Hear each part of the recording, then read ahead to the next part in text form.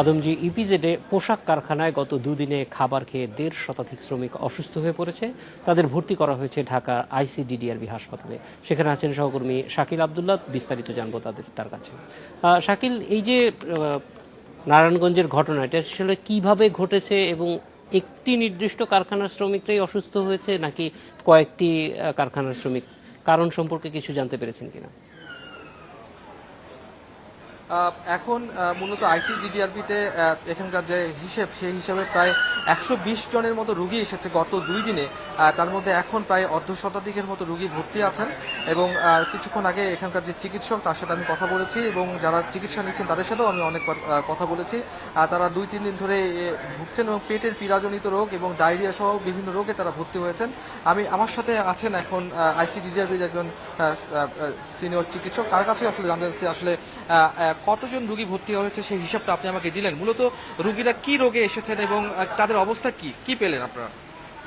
আমাদের কাছে যে রোগীগুলো আসছেন মূলত এগুলো সবাই একই ধরনের উপসর্গ নিয়ে আসছেন। এটাকে আমরা ডায়রিয়া বলি। ডায়রিয়া এবং বমি এইগুলো নিয়েই আসছেন মূলত। এবং আমাদের কাছে যে রোগীগুলো আসছেন অধিকাংশই আমাদেরকে ভর্তি দিতে হয়েছে এবং তাদেরকে আমরা এটা মারাত্মক ধরনের ডায়রিয়া যেটাকে বলি, সেই সমস্ত ডায়রিয়া নিয়েই তারা আসছে। কিন্তু আমাদের কাছে সুখের বিষয় হলো যে আমাদের এখান থেকে চিকিৎসা নিয়ে ভালো হয়ে গেছেন প্রায় অর্ধ শতাধিক রোগী ইতিমধ্যে ভালো হয়ে গেছেন আমাদের এখান থেকে। রুগীদের সাথে তো আপনি কথা বলেছেন, রুগীরা কি বলেছেন, কিভাবে এই সংক্রমণ হলো? এতগুলো রুগী তো একসাথে হওয়ার কথা নয়, মানে এতগুলো মানুষ গার্মেন্টস একসাথে কাজ করে। আমরা রুগীদের সঙ্গে যে কথাগুলো বলেছি, আমরা প্রত্যেকটা রোগীর সঙ্গে আমাদের চিকিৎসক যারা সহকারী, আমার সঙ্গে যারা সহকারী আছেন, তারা মানে ব্যক্তি রোগীর সঙ্গে কথা বলেছেন, কিন্তু তাদের কিভাবে এটা হলো এটা আমাদের পক্ষে এখন আইডেন্টিফাই করা ডিফিকাল্ট। বেশিরভাগই আমি ওই ওয়ার্ডটিতেও কিছুক্ষণ আগে ছিলাম, বেশিরভাগই ডায়রিয়া এবং বমি জনিত সমস্যা এসেছে নাকি আপনারা অন্য কোনো পয়জন বা বিষক্রিয়া এরকম কোনো কিছু পেয়েছেন নাকি? এটা আমাদের যেটা আমাদের চিকিৎসার যে সংজ্ঞা, চিকিৎসার যে এটাকে বলে থাকি আমরা চিকিৎসকের ভাষায়, এটা একটা ফুড পয়জনিং। এখন পয়জনিং এর ধরনটা কেমন হবে সেটা একটা জীবাণু দ্বারাও হতে পারে অথবা কোনো কেমিক্যালস দ্বারাও হতে পারে।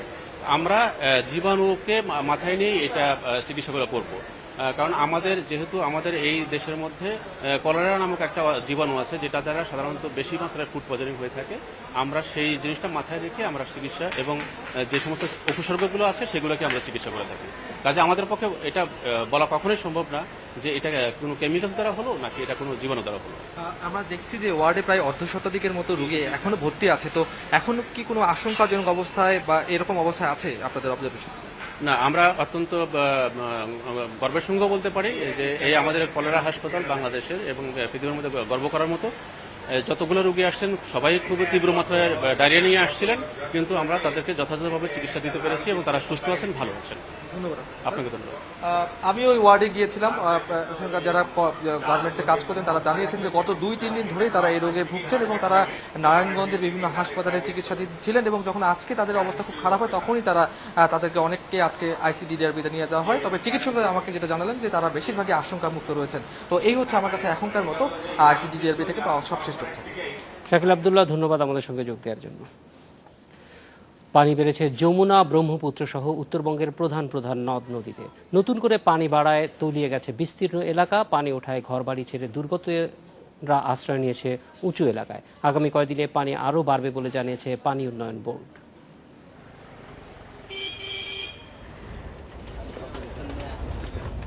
বগুড়ার সারিয়াকান্দিতে যমুনার পানি বইছে বিপদসীমার উপর দিয়ে। গত 24 ঘন্টায় পানি বেড়েছে, তলিয়ে গেছে নতুন নতুন এলাকা। পানি বেড়েছে সিরাজগঞ্জেও। জেলার বালিঘুগরি, পাঁচঠাকুরি, সিমলা সহ বেশ কয়েকটি এলাকা তলিয়ে গেছে। পানি উন্নয়ন বোর্ড জানিয়েছে আগামী কয়েকদিন যমুনার পানি বৃদ্ধি অব্যাহত থাকবে। সার্বিকভাবে এই পানি বৃদ্ধি অব্যাহত আছে। এই অবস্থায় বন্যা পরিস্থিতি মোকাবেলার জন্য আমরা সার্বিকভাবে প্রস্তুতি গ্রহণ করছি। কুড়িগ্রামের সার্বিক বন্যা পরিস্থিতির আরও অবনতি হয়েছে।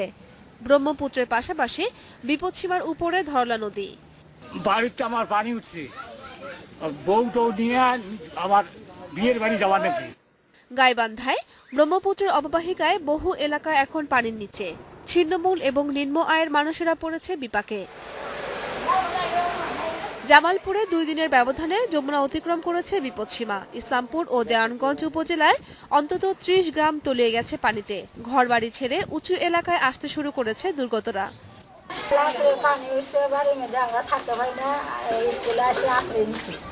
শেরপুরের ঝিনাইগাতি ও শ্রীবর্দী উপজেলার কমপক্ষে ১১০টি গ্রাম প্লাবিত হয়েছে।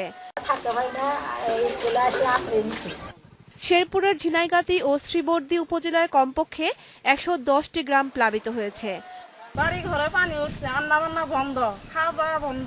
আমার 12 কাঠা জমিতে ধান ডুবে গেছে, পুকুরের মাছ গেছে, কেউ খোঁজ খবর নেয় নাই। পদ্মায় পানি বেড়েছে ফরিদপুরে। জেলার 4টি উপজেলার প্রায় 30,000 মানুষ এখন পানিবন্দী রয়েছে। আকস্মিক পানি বিদ্যুৎ পাওয়ার কারণে চর অঞ্চলের নর্থ চ্যানেল, ডিগডির চর, আলিয়াবাদ এই তিনটি নিয়ে বেশিরভাগ এলাকা বন্যা প্লাবিত হয়েছে। গত 48 ঘন্টায় ভারী বৃষ্টিপাত বন্ধ থাকায় ও উজানের পানির চাপ কম থাকায় ফেনীর পরশুরাম ফুলগাজী উপজেলার বেশ কয়েকটি নিচু এলাকার পানি নামতে শুরু করেছে। তবে এখনও পানিবন্দী রয়েছে অন্তত 15টি গ্রামের মানুষ। কামরুন মুক্তা, ইন্ডিপেন্ডেন্ট নিউজ। আমরা বন্যা পরিস্থিতি নিয়ে আমাদের সঙ্গে কথা বলতে যোগ দিচ্ছেন আমাদের সহকর্মী বগুড়া থেকে হাসিবুর রহমান বিলু এবং সিলেট থেকে যোগ দিচ্ছেন আল আজাদ। বিস্তারিত জানবো তাদের কাছে। হাসিবুর রহমান, বগুড়া বিশেষ উত্তরাঞ্চলের যে বন্যা পরিস্থিতি আমরা দেখছি এটি বেশ কয়েকদিন যাবতই অবনতির দিকে যাচ্ছে এবং সামনের পূর্বাভাসও খুব ভালো না। এক্ষেত্রে প্রশাসনের প্রস্তুতি কেমন দেখছেন এবং যে এলাকাগুলি বন্যা প্রবণ সেখানে মানুষের মধ্যে সচেতনতা কেমন দেখছেন?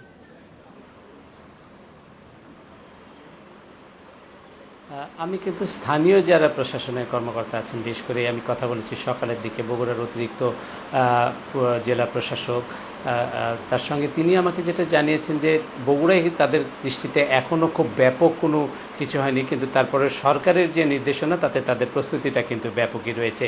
ইতিমধ্যেই তারা সারিয়াকান্দি এলাকার 4টি ইউনিয়নে প্রায় 12,000 পানিবন্দীদের মধ্যে বিতরণের জন্য 10 মেট্রিক টন খাদ্যশস্য পাঠিয়েছেন। পাশাপাশি আজ বিকেল থেকে তারা আবার কিছু শুকনো খাবারও দেবার উদ্যোগ নিয়েছেন।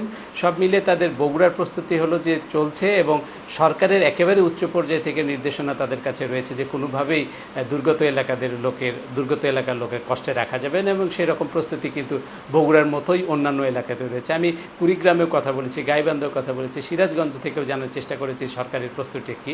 সবখানেই কিন্তু সরকারের যথেষ্ট প্রস্তুতি আছে এবং সব মিলে যেটা যে কোনো পরিস্থিতি মোকাবেলা করার জন্য যা যা দরকার তা কিন্তু সরকারি অফিসগুলোতে তৈরি রাখা হয়েছে। এখন শুধুমাত্র পানি নেমে যাবার অপেক্ষায় কিছুটা সময় নেওয়া হচ্ছে। এছাড়া কিন্তু সরকারের যে প্রয়োজন যা যা তথ্য দরকার সেগুলো সংগ্রহ করার কাজই চলছে, আমাকে এটাই জানিয়েছে প্রশাসনিক কর্মকর্তারা। আর আপনি আরেকটা বিষয় জানতে চাচ্ছিলেন যে সচেতনতার ব্যাপার। এখন কিন্তু মানুষ আগের চেয়ে অনেক বেশি সচেতনতা লক্ষ্য করছি আমরা। যেটা দেখা যাচ্ছে যে আগে বন্যা হলেই মানুষের ঘর বাড়ি তুলে যেত, মানুষ ঘরের ছাদে থাকতো।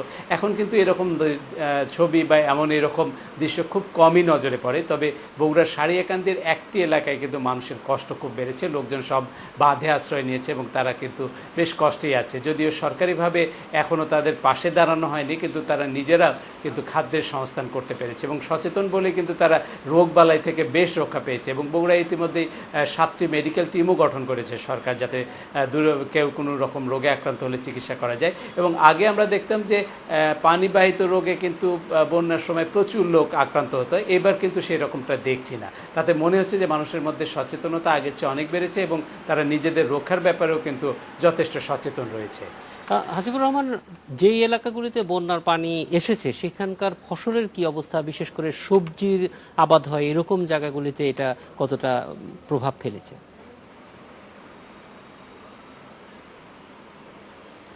যেটা আপনি জানেন যে আসলে এই ধরনের বন্যায় সবচেয়ে বেশি যে ক্ষতিটা হয় সেটা হলো আমন ধানের কিছুটা ক্ষতি হয়। তো এই সময়টুকুতে যে ফসলগুলো লাগানো হয় সেগুলোকে কিন্তু যারা কৃষিবিদ তারা রিস্ক ক্রপ হিসেবেই ধরেন।